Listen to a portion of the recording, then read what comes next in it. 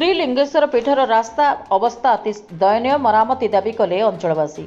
बलांगीर जिला खपराखोल ब्लॉक नांदुपला पंचायत प्रसिद्ध शैवपीठ कंदराभट्टा ठारे बाबा त्रिलिंगेश्वर मंदिर अवस्थित। यह त्रिलिंगेश्वर बाबा जल उभान होता बेले नाम अनुजाई बाबा त्रिलिंगेश्वर पीठ बोली नामित होइछि। पीठ को प्रत्येक वर्ष मकर संक्रांति दिन महाशिवरात्रि, जागर यात्रा, नृसिंह चतुर्दशी मेला, शीतल षष्ठी पर्व प्रभृति अनुष्ठित होता है। यह पीठ को आसवाक हेले बलांगीर जिला सदर महकुमा ठारू खपराखोल 70 किलोमीटर और खपराखोल थाना ठारू हरिशंकर रास्ता दे महारापदर पंचायत दे 14 किलोमीटर रास्ता अतिक्रम कर जंगली रास्ता दे गले पड़ी था बाबा त्रिलिंगेश्वर पीठ। यही बाबा पीठ को जावाक हेले महारापदर ठारू 4-5 वर्ष आगु बिजु केबीके योजना रे रास्ता निर्माण करथिले।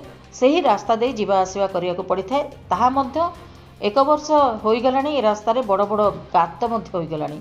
छोट मोट दुर्घटना घटुवा बेले केतेबेले जे दुर्घटना घटिबो भगवान को भरोसा रे खाली अंचलवासी महुलपालीर कंदराभट्टा डुडुम दरहा नुआपल्ली ग्रामर दैनंदिन जीवन यात्रा आगकू बढ़िबा को रास्ता यथाशीघ्र मरामती करा न गले राजरास्ता को ओह्लाइबा को अंचलवासी माने चेतावनी दैछन्ति।